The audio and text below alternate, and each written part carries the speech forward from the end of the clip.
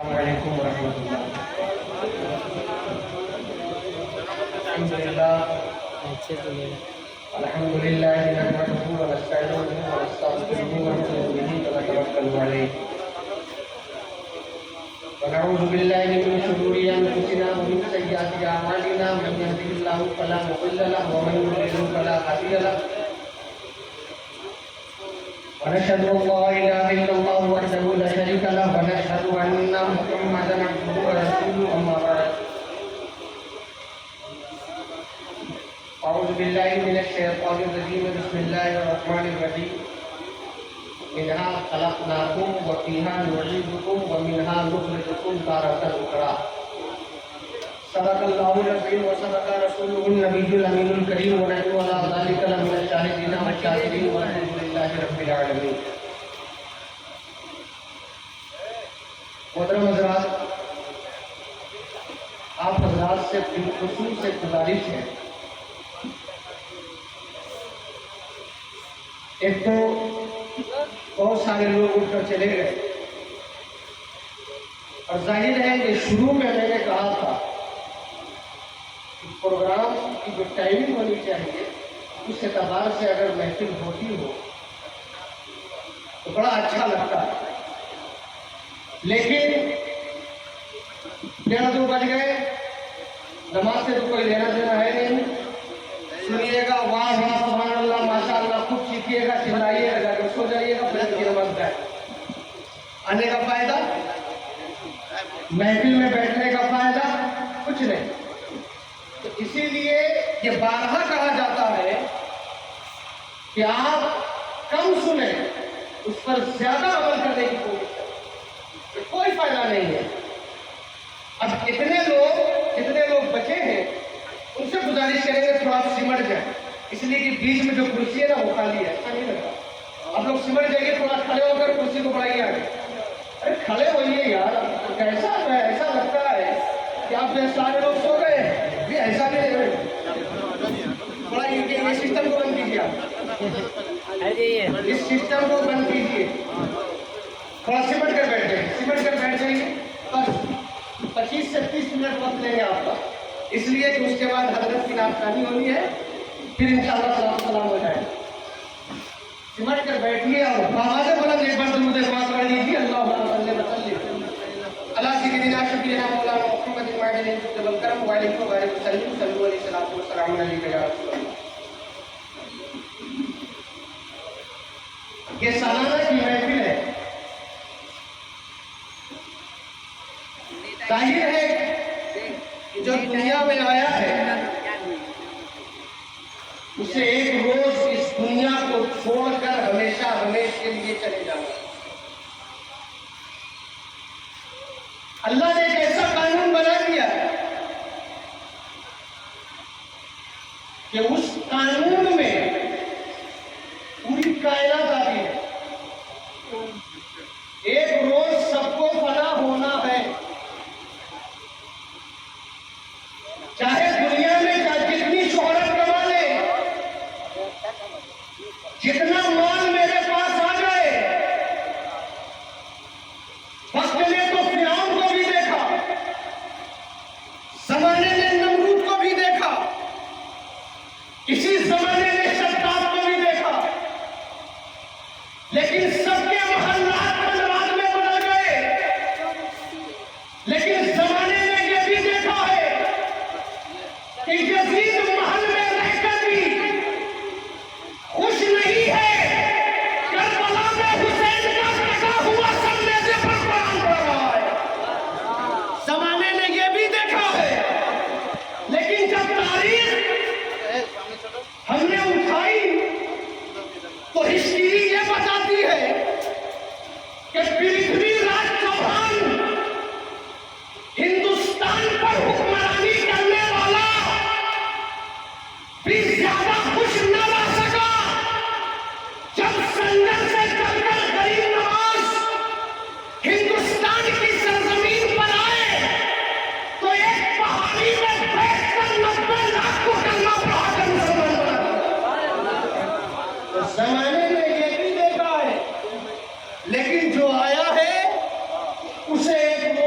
دنیا کو چھوڑ کر چلے جانا ہے۔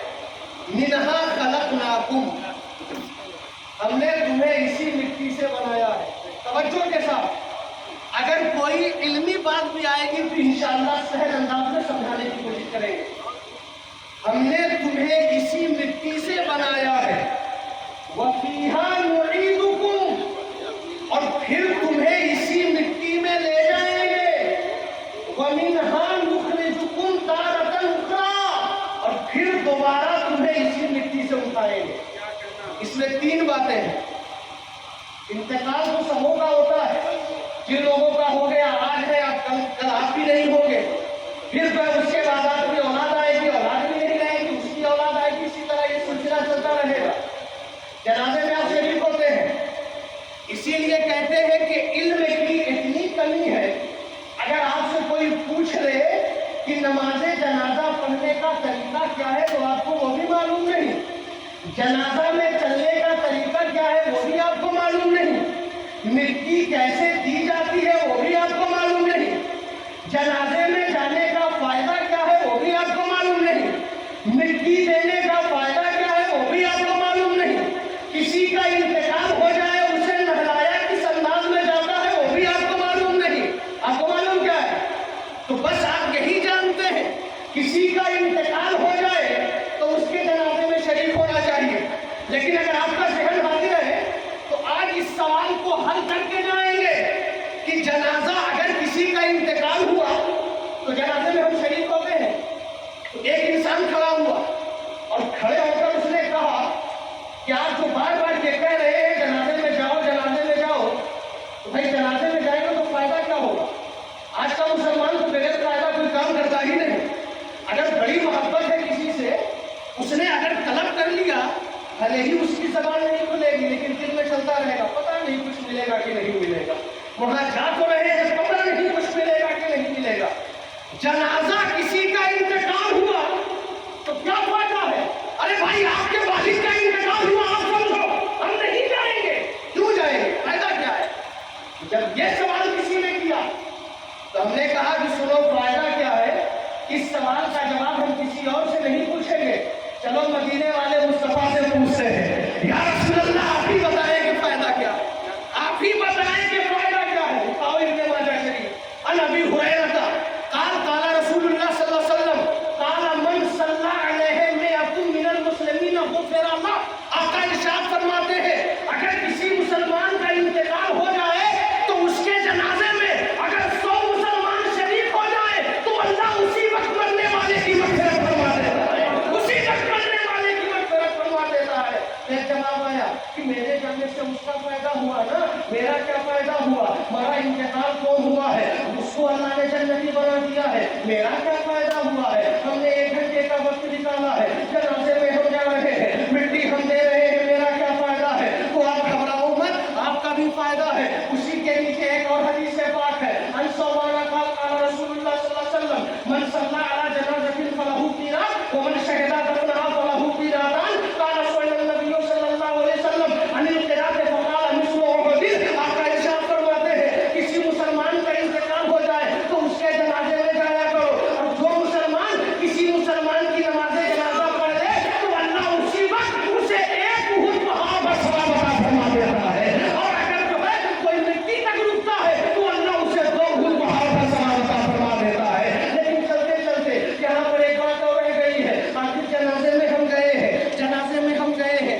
ذہن آپ کا حاضر ہونا چاہیے، بڑی علمی نقطہ ایک بیان کر دینا چاہیں گے۔ جنازے میں ہم حاضر ہوئے، فائدہ تو سن لیا آپ نے، لیکن کیا آپ نے کبھی غور کیا مرنے والا بڑا بدکار ہے، مرنے والا بڑا سیاہکار ہے، مرنے والا بڑا گنہگار ہے، مرنے والا شرابی ہے، مرنے والا جواری ہے، مرنے والا جو ہے مرنے والا خطاکار ہے، لیکن آپ نے غور کیا ہوگا کہ جب اس کا انتقال ہوا ہے، جب کھاٹ پر اس کا جنازہ رکھا گیا تو جب لوگ اس کو گھر سے لے کر چلے تو آگے آگے اس کا جنازہ ہے، آگے آگے اس کا جنازہ ہے، پیچھے پورے لوگ ہیں، پیچھے پورے لوگ ہیں، اور ان پیچھے لوگوں میں کون لوگ ہیں؟ اس میں حفاظ بھی ہیں، علماء بھی ہیں، قرآ بھی ہیں، مفتی بھی ہیں، سادات بھی ہیں، صلحاء بھی ہیں، ائمہ بھی ہیں، سارے لوگ ہیں۔ یا اللہ یہ مطلب کیا ہے؟ مرنے والا تو خطاکار ہے، مرنے والا تو گنہگار ہے، یہ سب سے آگے آگے ہے اور اللہ اس کے پیچھے ہے، حکمان اس کے پیچھے ہے، اور اس کے پیچھے ہے، فجار اس کے پیچھے ہے، سادات اس کے پیچھے ہے۔ جب یہ زندہ تھا علماء کے پیچھے تھا، جب یہ زندہ تھا سادات کے پیچھے تھا، جب یہ زندہ تھا ائمہ کے پیچھے تھا، جب یہ زندہ تھا مفتیان کرام کے پیچھے تھا۔ آج آنکھ بند ہو گئی ہے، آگے آگے جا رہا ہے، علماء پیچھے پیچھے جا رہے ہیں، آگے آگے جا رہا ہے، مفتیان کرام پیچھے پیچھے جا رہے ہیں۔ مطلب کیا ہے؟ تو عشق نے جواب دیا، مطلب صرف ایک ہے کہ جب تک ایک جملہ دیتے ہیں، جب تک یہ زندہ تھا مصطفیٰ کو نہ دیکھ سکا تھا، آج آنکھ بند ہوئی ہے، قبر میں جائے گا مصطفیٰ کا دیدار ہونے والا ہے، مصطفیٰ کی زیارت ہونے والی ہے۔ اللہ معاصی نے پکار کر کہا ہے کہ آج بھولے نہ سمائیں گے کفن میں آسی، اے شب گور بھی اس گل سے ملاقات کی رات۔ یہ مرتبہ، یہ فضیلت، اسی لیے تو کہتے ہیں جب اس چیز کو آپ سمجھنے لگیں گے تو بڑا مزہ آئے گا۔ آخری میں چلتے چلتے ایک اور حدیث پاک پڑھ کر اپنی بات کو مکمل کرنا چاہیں گے۔ مرنے والا دنیا سے تو چلا گیا، مرنے والا تو دنیا سے چلا گیا۔ دیکھو آج کے دور میں محفل میں، مائک پر، اسٹیج پر، لوگوں کی جھرمٹ میں کھڑے ہو کر لوگ تو بہت لوگ بیان کر رہے ہیں، بہت لوگ بیان کرتے رہتے ہیں، کوئی کچھ کہتا ہے، کوئی کچھ کہتا ہے۔ جانتے ہیں ابھی ایک بات میرے ذہن میں آ رہی ہے، ایک صاحب کہنے لگے تقریر میں، بڑا جو ہے مفتی کا لیبل لگا ہوا تھا، تقریر میں جانتے کیا کہہ رہے ہیں؟ کہ مصطفیٰ جان رحمت کی کرامت کا نام احمد رضا ہے اور غوث اعظم کے معجزے کا نام احمد رضا ہے۔ ذرا دیکھو کہ ایسے جاہل کو معجزہ اور کرامت کی فرق نہیں معلوم ہے کہ معجزہ کسے کہتے ہیں اور کرامت کسے کہتے ہیں۔ اچھا اب ایسا مولوی کھڑے ہو کر تقریر بھی کر رہا ہے اور عوام جو ہے نا واہ واہ سبحان اللہ سبحان اللہ، ابے وہ بھی جہنم میں جا رہا ہے، تمہیں بھی لے جا رہا ہے۔ ایسے لوگوں کو بلانے کی ضرورت نہیں ہے، یہ غلط بیانی سے کیا کام چلنے والا ہے؟ لیکن صرف پیسہ کمانے کے لیے، شہرت کمانے کے لیے جو منہ میں آیا بیان کر دیا، جو زبان پر آیا۔ اسی لیے اعلیٰ حضرت فرماتے ہیں غیر عالم کو تقریر کرنا حرام ہے، اس لیے اسے پتا نہیں کب کیا کہہ دے گا، کب کیا بول دے گا۔ جب آپ کچھ تقریر سنے، کوئی بات سنے تو ایک اچھے عالم سے سنے۔ اب مرنے والا، اب جب شادی تیاری ہو گئی، ہم نے نہلا دیا، نماز جنازہ پڑھ لی اور جو ہے اس کے بعد قبر میں اتار دیا۔ سارے لوگ یہاں اتنے لوگ گواہ ہیں، سارے لوگ، کوئی ایک جنازے میں، کوئی 2 جنازے میں، کوئی 10 جنازے میں، کوئی 50 جنازے میں، کوئی 100 جنازے میں شریک ہوا ہے۔ سب لوگوں نے یہ منظر دیکھا ہے۔ عورتوں کو چھوڑا کر سارے مردوں نے تو دیکھ ہی رکھا ہے کہ قبرستان میں ہوتا کیا ہے، قبرستان میں ہوتا کیا ہے، قبر کتنی چوڑی ہوتی ہے، کتنی لمبی ہوتی ہے، اس کی سائز کیا ہوتی ہے، وہاں کتنی دوری پر اسے اتارا جاتا ہے، کیسے مٹی دی جاتی ہے، یہ سارے مناظر آپ کی نگاہوں کے سامنے ہیں۔ جب ہم نے سب کچھ کر دیا، اس کے بعد کیا کیا؟ مٹی دے دی، مٹی دی۔ تو جب مٹی دی تو حکم کیا ہے؟ ایک دعا ہے مٹی دینے کی، آپ سیکھ لیجیے گا، سمجھ لیجیے گا۔ منہا خلقناکم، پہلی مٹھی مٹی اٹھائی، جب دینے لگے تو کیا پڑھا؟ منہا خلقناکم۔ دوسری مٹھی مٹی اٹھائی تو کیا پڑھا؟ وفیہا نعیدکم۔ تیسری مٹھی مٹی اٹھائی تو کیا پڑھا؟ ومنہا نخرجکم تارۃ اخری۔ 3 مٹھی مٹی ڈال دی۔ مٹی ڈالنے والوں میں اگر کسی ماں کا انتقال ہوا ہے تو اس کا بیٹا بھی موجود ہے، اگر کسی خاتون کا انتقال ہوا ہے تو اس کا شوہر بھی ہے، اس کے والد بھی ہے، اس کا بیٹا بھی ہے، اس کا پوتا بھی ہے، اس کا نواسا بھی ہے۔ سارے لوگ یہی دعا پڑھ کر مٹی دے رہے ہیں، اور مٹی دینے کے بعد کیا کرتے ہیں؟ واپس چلے آتے ہیں۔ جب واپس چلے آتے ہیں تو قبر میں کیا ہوتا ہے؟ اب یہاں پر بھی ایک سوال ہے۔ اب سوال اگر ذہن آپ کا حاضر ہے تو ایک اچھا علمی نقطہ انشاءاللہ سہل انداز میں بیان کر اپنی بات کو مکمل کریں گے کہ کیا ہوتا ہے۔ یہ تو بات جو ہے نا ظاہر ہو گئی، نماز جنازہ تک مٹی تک جو ہے یہ تو بات ظاہر ہے، سب لوگ دیکھتے ہیں۔ لیکن جب مٹی سے ہم نے ٹوپ دیا تو وہاں کیا ہو رہا ہے؟ تو اس سوال کا جواب کون دے گا؟ اس سوال کا جواب کون دے گا؟ تو ابھی ہم نے کہا نا کہ یہ بھی سوال کا جواب مدینے والے مصطفیٰ ہی دیں گے. ارے جن کی نگاہوں سے خدا نہ چھپ سکا، زمین میں کیا ہو رہا ہے وہ کیسے چھپ جائے گا؟ اسی کو تمہارا حضرت فرماتے ہیں، اور کوئی غیب کیا تجھ سے نہا ہو بھلا، جب نہ خدا ہی چھپا تم پہ کرو درود. یہ خدا کے جب خدا ہی نہ چھپ سکا تو زمین میں کیا ہو رہا ہے وہ کیسے چھپے گا؟ تو اب اٹھاتے ہیں بخاری شریف کی قبر میں کیا ہوتا ہے. تو بچوں کے ساتھ انس رضی اللہ تعالیٰ عنہ قال العبد اذا وضع في قبره وتولى وذهب عزهاته حتى انه لا يسمع كلام عليه اتاه ملكان فاخذاه فيقولان له ما كنت تقول في هذا الرجل محمد صلى الله عليه وسلم فيقول اشهد انه عبد الله ورسوله فيقال انظر الى مملكه من النار فبارك الله به مملكه من الجنه قال النبي صلى الله عليه وسلم فيراه ما جمع محمد كافر بالمنافق فيقول لا ادري كنت اقول ما يقول الناس فيقال لا دريت ولا تليت ثم يزرق بمدركه من حديد ضربه بين اذنيه فيسيح صيحه يسمعها من يليه الا سكنه. سبحان اللہ. یہ بخاری کی حدیث ہے. آقا ارشاد فرماتے ہیں کہ جب لوگ دفن کرنے کے بعد لوٹتے ہیں، اتاہم ملکان، یہاں پر پڑھے لکھے لوگ موجود ہیں، اس لیے کہ آپ کی جانکاری کے اضافے کے لیے بتا دیں کہ عربی میں ایک کو واحد کہتے ہیں اور دو کو تسنیہ کہتے ہیں. ملکان تسنیہ ہے تو اس سے پتہ یہ چلا کہ دو فرشتے قبر میں آتے ہیں. اتاہم ملکان، دو فرشتے آئے، اور جب وہ فرشتے آئے ہیں ان کی بڑی ڈراؤنی شکل ہے. کب تک آپ جو ہے اسی طرح زندگی کو بسر کرتے رہیں گے؟ جانتے ہو ایسی شکل ہے، آنکھ اتنی بڑی بڑی کہ دنیا میں کوئی دیکھ لے تو بے ہوش ہو جائے، دانت اتنا بڑا کہ زمین میں ٹچ کرتا ہوگا، ہاتھ میں ناخن اتنا بڑا کہ زمین کو ٹچ کرتا ہوگا. ایسی شکل ہے کہ دنیا میں اگر کوئی دیکھ لے تو تا بنا نہ سکے.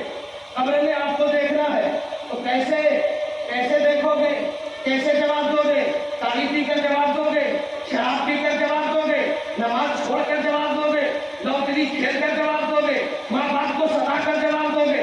بیوی کو مار کر جواب دو گے؟ محلہ والوں کو تڑپا کر جواب دو گے؟ رشتہ داروں کو ستا کر جواب دو گے؟ تمہیں تو یہ بھی پتا نہیں ہے کہ اذان جو ہے حیا علی الصلاۃ کی صدا مسجد میں بلند ہو رہی ہے، تو تاش پر بیٹھا ہوا ہے، حیا علی الصلاۃ مؤذن پکار کر بلا رہا ہے، آؤ نماز کی طرف. اس کے بعد فوراً کہہ دیا حیا علی الفلاح، آؤ کامیابی کی طرف. تو تاش پر بیٹھا ہوا ہے، تو جوا کھیل رہا ہے، تو تالی پی رہا ہے. ذرا سوچ لیا ہوتا کہ تیرے لیے مصطفیٰ نے کتنے پتھر کھائے ہیں، تیری خاطر جو ہے مصطفیٰ نے کتنے درد سہے ہیں. جب طائف کے بازار میں میرے آقا تبلیغ کے لیے گئے ہیں، طائف والوں نے اتنا پتھر مارا ہے، میرے آقا لہو لہان ہو گئے ہیں. کل ایک کعبہ میں سجدے میں ہے تو وہاں مکہ کے مشرکین نے اوجھڑی کر ڈال دی ہے. آقا گزر رہے ہیں، راستے میں جو ہے کاکا بچھا دیا جا رہا ہے.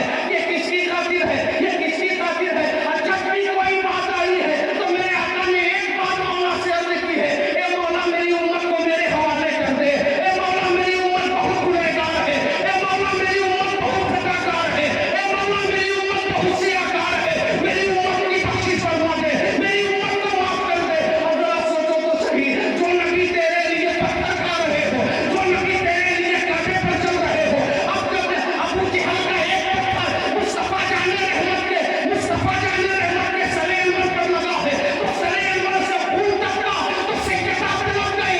وہ عرض کرتی ہے اے مولا کب تک میرے پاپا جان خون کی ہولی سے کھیلتے رہیں گے؟ اے مولا کب تک میرے پاپا جان کو پتھر مارتے رہیں گے یہ لوگ؟ اے مولا کب تک میرے پاپا جان کو ستایا جاتا رہے گا؟ یہ سکتہ پر لگ کر مولا کی بارگاہ میں عرض کرتی ہے ارے اب تو شرم کرو، آقا علیہ الصلوۃ والسلام ہم ہی لوگوں کی خاطر اتنے رو رہے ہیں. اے مولا میری امت کو معاف کر دے، اے مولا میری امت کو بخش دے. اب بھی ذرا جو ہے ہوش آنا چاہیے، اب بھی ہوش آنا چاہیے. آپ کہاں ہو؟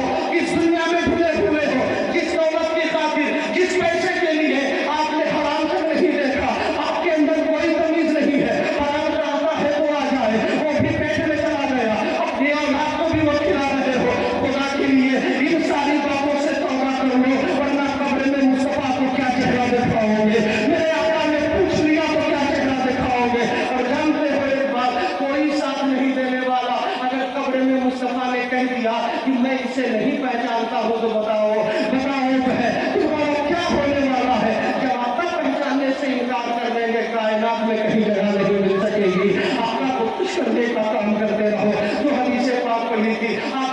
فرماتے ہیں کہ جب سارے لوگ مٹی دے کر واپس جاتے ہیں تو فرشتے آتے ہیں اور آ کر اسے اٹھاتے ہیں. علامہ جلال الدین سیوطی نے شرح الصدور میں لکھا کہ جب اٹھاتے ہیں تو وہ مرنے والا اٹھ کر کھڑا ہو جاتا ہے اور نگاہ کو نیچی کر کے سوچتا ہے یا اللہ یہ کون سی جگہ ہے, یہ کہاں آ گئے. کل جب اٹھتے تھے گھر میں گھر والوں کو دیکھتے تھے, گھر نظر آتا تھا, والدین کا چہرہ دیکھتے تھے, آج یہ کون سی جگہ فرشتوں نے گھر کرتا ہے, یہ تیرا گھر نہیں ہے. پہلے میرے سوال کا جواب دے. ابو داؤد شریف میں 3 سوال ہے لیکن بخاری میں ایک ہی سوال ہے, ما کنتا. اب یہاں پر ذرا ذہن لگائیں گے, بس یہی ایک ہی نقطہ ہے, ما کنتا. بس ایک جو ہے نا, ایک بات میری توجہ کے ساتھ آپ سے بات کرنے کا, اچھی لگے تو سوال دیں گے. ما کنتا تقول فی ھذا الرجل, اس مرد کے بارے میں کیا کہتا تھا, اس مرد کے بارے میں کیا کہتا تھا. بخاری میں بس یہی تک نہیں ہے, اس کے بعد کیا ہے, ما کنتا تقول فی ھذا الرجل محمد صلی اللہ علیہ وسلم, اس مرد کے بارے میں کیا کہتا تھا جن کا نام محمد صلی اللہ علیہ وسلم ہے. سوال بھی کیا جا رہا ہے, جواب بھی بتایا جا رہا ہے. ذرا دیکھو تو صحیح, پہلے تو رجل آیا. اب یہاں پر ذرا ذہن اگر آپ کا حاضر ہے تو بتا دیتے ہیں. جب رجل آیا ہے تو عربی میں رجل کا مطلب مرد ہوتا ہے, اور اسی رجل پر اگر الف لام لگا دے تو نکرہ سے معرفہ بن جاتا ہے, یعنی کوئی خاص مرد, یعنی مدینے والے مصطفیٰ کی حاضری تشریف آوری ہو گئی ہے. کیا کہتا تھا, اب تھا جب آیا ہے, جب تھا آیا ہے تو بہت سے لوگوں نے انکار کر دیا کہ تھا. یہ آپ نے کیسے ترجمہ کر دیا, یہ آپ نے کیسے ترجمہ کر دیا, ایسا بھی تو ترجمہ ہو سکتا تھا. کیا کہتے ہو بھائی, نورانی, ایسا نورانیت والا چہرہ, قسم خدا کی جن کے چہرے کی قسم خود رب کھاتا ہو, اگر وہ تشریف آوری ہو گئی ہے تو فرشتہ یہ نہیں پوچھ رہا ہے کیا کہتے ہو, نہیں, کیا کہتا تھا. گھر میں ہوتا تھا تو کیا کہتا تھا, اسٹیج پر ہوتا تھا تو کیا کہتا تھا, مارکیٹ میں ہوتا تھا تو کیا کہتا تھا, بازار میں ہوتا تھا تو کیا کہتا تھا. کہیں ایسا تو نہیں ہے گھر کی بولی کچھ اور تھی, اسٹیج کی بولی کچھ اور تھی, بازار کی بولی کچھ اور تھی, اسٹیج کی بولی کچھ اور تھی. لیکن ہم غلامان نبی تو یہ کہہ دیں گے, یا ہم تو یہی کہتے تھے کہ سنا ہے آپ ہر عاشق کے گھر تشریف لاتے ہیں, میرے گھر میں بھی ہو جائے جواب یا رسول اللہ. ہم تو بابا یہی کہا کرتے تھے, یا نبی سلام علیہ کہا کرتے تھے, مصطفیٰ جان رحمت علیہ السلام کہا کرتے تھے. جانتے ہو جب فرشتے نے یہ کہا ہے اس مرد کے بارے میں کیا کہا کرتا تھا جن کا نام محمد صلی اللہ علیہ وسلم ہے. اگر مرنے والا عاشق ہے, ایک جملہ کہہ دے, اگر مرنے والا عاشق نبی ہے, مرنے والا عاشق اہل بیت ہے, تو یہ کہہ دے گا فیقول اشہد انہ عبد اللہ ورسولہ, میں گواہی دیتا ہوں اللہ کے سوا کوئی معبود نہیں اور یہ محمد صلی اللہ علیہ وسلم اللہ کے رسول ہے. جانتے ہو فرشتہ کیا کہے گا, بس ایک آخری بات, فرشتہ کیا کہے گا, فیقال انظر الی مقعدک من النار, دیکھ. جب اس نے جواب دے دیا تو فرشتہ کیا کہے گا, دیکھ تیرا ٹھکانہ تو جہنم ہی تھا. فیقال انظر الی مقعدک من النار, دیکھ تیرا ٹھکانہ تو جہنم ہی تھا. اگر تو مصطفیٰ کو نہ پہچانتا, اگر تو مصطفیٰ کو نہ پہچانتا, لیکن جب تم نے مصطفیٰ کو پہچان لیا ہے تو اب ادا نقل لاہو نہیں جنہ, اب تیری قبر کو جنت کے بارے میں سے ایک بات بنا دیا گیا ہے. اب جب تم نے پہچان لیا ہے تجھے جنتی بنا دیا گیا ہے, تیری قبر کو جنت کے بارے میں سے ایک بات بنا دیا گیا ہے, جنتی فرش بچھا دیا گیا ہے, جنت کی کھڑکی کھول دی گئی ہے. اب قبر میں سو جا, قیامت تک جنت سے میٹھی میٹھی خوشبو آتی رہے گی, آتی رہے گی. اب قیامت کے دن تجھے اٹھنا ہے. اسی لیے کہتے ہیں کہ یہ بڑا درد ہے, یہ بڑا غم ہے کہ ہم لوگ جو ہے عاشق نبی ہونے کا دعویٰ کرتے ہیں, عاشق اہل بیت ہونے کا دعویٰ کرتے ہیں, لیکن اس پر کھڑا نہیں اترتے ہیں. یہ محرم الحرام کا مہینہ آنے والا ہے, اس میں خوب یا حسین کا نعرہ, خوب لاٹھی बाराती, खूब ताजिया, खूब ढोल, खूब बाजा, खूब तमाशा, और जो है किसी चीज से मतलब नहीं। करबला का असल पैगाम ये है, क्या पैगाम है कि जब मुअज्जिन हैया अला सलाह की सदा बुलंद करे, नमाज की तरफ दौड़ो। करबला का पैगाम क्या है कि उनके नाम पर खूब लंगर तकसीम करो, खूब गरीबों को खाना खिलाओ, खूब बांटो, और इमाम अली मकाम को खूब याद करो, अहले बैत को खूब नाम लो, सब दिन तक महफिल करते रहो, खूब शरबत बांटो, खूब खाना तकसीम करो, ये खूब सवाब है। लेकिन आलतू फालतू काम मत करो। ये जो है ना, और कुछ लोगों को तो देखा कि हाथ में कड़ा पहन कर, कब कोई चांदी का कड़ा, कोई सोने का कड़ा, कोई पीतल का कड़ा। अरे भाई, कम अज कम अपनी शक्ल को तो अच्छी कर, ये मुस्तफा की सुन्नत पर तो अमल कर। ये कड़ा एक सहाबी के हाथ में, एक उंगली में मुस्तफा ने सोने की अंगूठी देख ली थी, तो आका